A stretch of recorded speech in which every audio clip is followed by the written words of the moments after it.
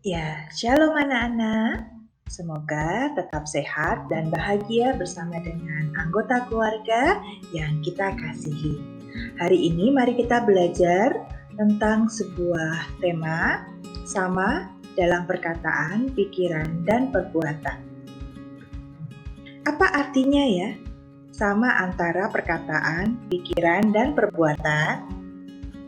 Mari kita belajar dari beberapa contoh berikut ini.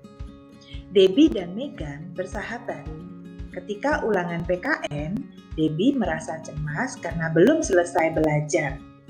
Lalu Debbie mengatakan kepada sahabatnya Megan bahwa dia berencana untuk mencontek saat ulangan. Padahal Megan tahu bahwa mencontek adalah perilaku yang buruk. Tetapi Megan memberitahu Debbie bahwa ia dapat mencontek bila tidak diketahui oleh guru. Lalu menurutmu, apakah hal yang dipikirkan Megan sama dengan apa yang dikatakannya? Tentu tidak. Apabila Megan tahu bahwa mencontek adalah tindakan yang buruk, seharusnya dia mengatakan hal tersebut kepada sahabatnya. Apa yang kita pelajari dari contoh ini? Bila kita tahu mencontek adalah tindakan buruk, maka katakanlah jika menyontek itu buruk. Jadi kita harus memiliki pikiran dan perkataan yang sama. Contoh yang kedua, Tony mengatakan kepada Mary bahwa dia mengasihi keluarganya. Tetapi dalam kehidupan sehari-hari, Tony tidak mau mendengarkan nasihat kedua orang tuanya. Tony juga tidak mau berbagi makanan dengan saudaranya. Dan Tony juga bersikap tidak peduli kepada kakeknya. Lalu, apakah menurutmu perkataan Tony sama dengan tindakannya? Tentu tidak. Bila kita mengatakan bahwa kita mengasihi keluarga, maka seharusnya semua tindakan kasih kepada keluarga nampak dalam perbuatan kita sehari-hari.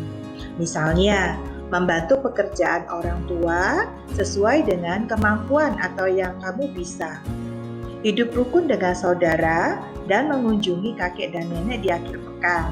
Kalau pandemi corona belum datang ya, kalau sekarang mungkin kita akan menelpon kakek nenek, video call, ya. Atau kalau kondisi sudah jauh lebih aman, new normal, kita bisa mengunjungi kakek dan nenek yang ada di sekitar kita, di kota kita, namun tetap dengan syarat-syarat kesehatan yang tetap dianjurkan oleh pemerintah. Lalu apa yang kita bisa pelajari dari contoh ini? Apabila kita mengatakan bahwa kita mengasihi keluarga, maka tindakan kita harus menunjukkan kasih kepada keluarga. Itu artinya kita harus memiliki perkataan dan tindakan yang sama. Contoh yang berikutnya, suatu hari ibu guru membagikan nilai ulangan. Felix dan Vania mendapatkan nilai 95, namun Priscilla mendapatkan nilai 60. Felix dan Vania mengejek Priscilla karena ia mendapatkan nilai jelek, meskipun mereka tahu bahwa mengejek teman adalah tindakan yang buruk. Lalu menurutmu, apakah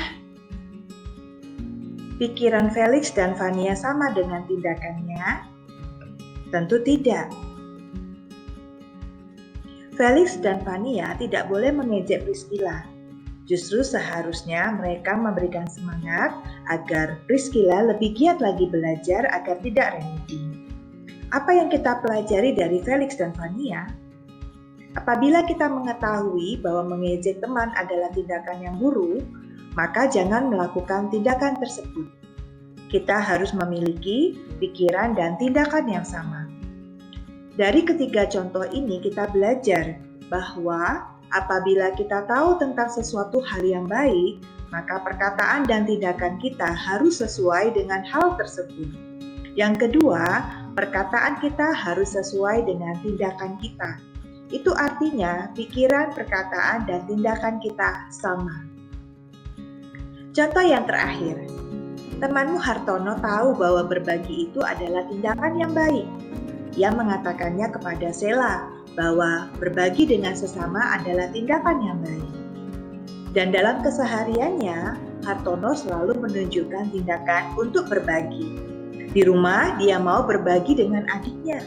Dan di sekolah, dia juga mau berbagi bekal dan ilmunya kepada teman-teman di sekolah. Dari sini kita belajar bahwa Hartono memiliki perkataan, pikiran, dan tindakan yang sama kepada siapapun dan dimanapun ia berada. Lalu apa sih untungnya atau hal yang positif yang kita bisa dapatkan ketika kita memiliki pikiran, perkataan, dan perbuatan yang sama? Ada beberapa hal. Yang pertama, percayalah bahwa Tuhan pasti bangga dan senang kepada kita sebagai anak-anaknya yang memiliki banyak hal yang baik dalam kehidupan kita lewat perkataan, pikiran, dan perbuatan kita yang sama. Yang kedua, kita telah menjadi teladan yang baik untuk sesama, baik ketika kita di rumah maupun di sekolah atau di tempat-tempat yang lain. Yang ketiga, kita menjadi orang yang bertanggung jawab dan dapat diandalkan. Tentu pribadi ini menyenangkan bagi orang tua atau teman ya, memiliki teman yang bisa diandalkan dan bertanggung jawab. Anak-anak, setelah materi LUM ini selesai, kita juga akan belajar dari satu tokoh Alkitab yang bernama Samuel. Anak-anak nanti diminta untuk melihat video singkat ini. Setelah itu kita akan bersama-sama belajar merefleksikan apa yang bisa dilakukan Samuel ketika ia mampu memiliki pikiran, perkataan, dan perbuatan yang sama. Ya, Samuel ya, anak dari Bapak Elkana dan Ibu Hana. Tentu banyak di antara kita yang sudah tahu tentang tokoh ini. Di dalam video singkat nanti kita akan menemukan bahwa Samuel memiliki hikmat yang dari Tuhan sehingga ia memiliki pikiran, perkataan, dan perbuatan yang sama. Lalu bagaimana dengan kita? Apakah kita juga bisa seperti Samuel memiliki pikiran, perkataan, dan perbuatan yang sama? Tentu bisa. Oleh sebab itu anak-anak, mari terus belajar untuk berintegritas, memiliki pikiran, perbuatan, dan perkataan yang sama kepada siapapun dan dimanapun kita berada. Dan percayalah bahwa Tuhan akan memampukan dan memperlengkapi kita. Selamat belajar, selamat terus merefleksikan kehidupan kita, biarlah kehidupan kita selalu dapat memuliakan nama Tuhan, dimanapun kita berada. Sampai bertemu dalam materi berikutnya, tetap jaga kesehatan. Bye-bye. Tuhan Yesus memberkati.